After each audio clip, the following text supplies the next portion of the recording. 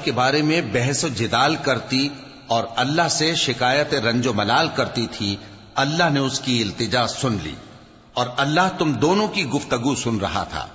کچھ شک نہیں کہ اللہ سنتا ہے، دیکھتا ہے۔ جو لوگ تم میں سے اپنی عورتوں کو ماں کہہ دیتے ہیں وہ ان کی مائیں نہیں ہو جاتی، ان کی مائیں تو وہی ہیں جن کے بطن سے وہ پیدا ہوئے۔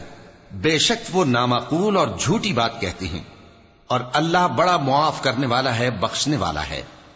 اور جو لوگ اپنی بیویوں کو ماں کہہ بیٹھیں پھر اپنے قول سے رجوع کر لیں تو ان کو قربت سے پہلے ایک غلام آزاد کرنا ضرور ہے۔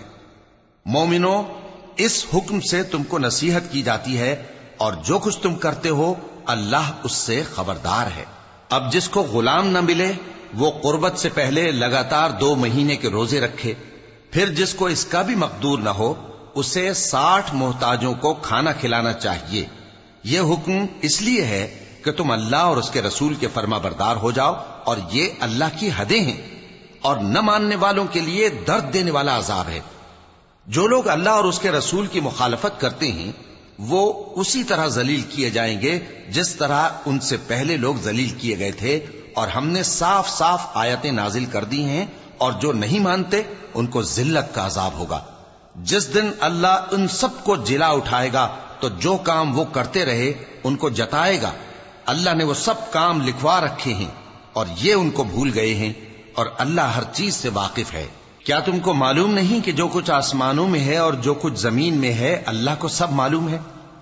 کسی جگہ 3 شخصوں کی سرگوشی ہوتی ہے تو اللہ ان میں چوتھا ہوتا ہے، اور جہاں 5 آدمیوں کی سرگوشی ہو تو وہ ان میں چھٹا ہوتا ہے، اور نہ اس سے کم یا زیادہ مگر وہ ان کے ساتھ ہوتا ہے، خواہ وہ کہیں ہوں۔ پھر جو جو کام یہ کرتے رہے ہیں قیامت کے دن اللہ سب ان کو بتائے گا۔ بے شک اللہ ہر چیز سے واقف ہے۔ اے پیغمبر صلی اللہ علیہ وآلہ وسلم، کیا تم نے ان لوگوں کو نہیں دیکھا جن کو سرگوشیاں کرنے سے منع کیا گیا تھا، پھر جس کام سے منع کیا گیا تھا وہی پھر کرنے لگے؟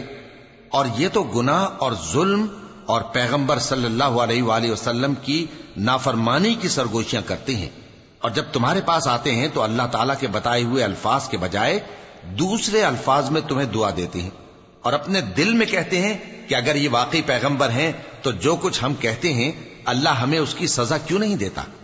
اے پیغمبر صلی اللہ علیہ وآلہ وسلم، ان کو دوزخ ہی کی سزا کافی ہے، یہ اسی میں داخل ہوں گے اور وہ بری جگہ ہے۔ مومنو، جب تم آپس میں سرگوشیاں کرنے لگو تو گناہ اور زیادتی اور پیغمبر کی نافرمانی کی باتیں نہ کرنا۔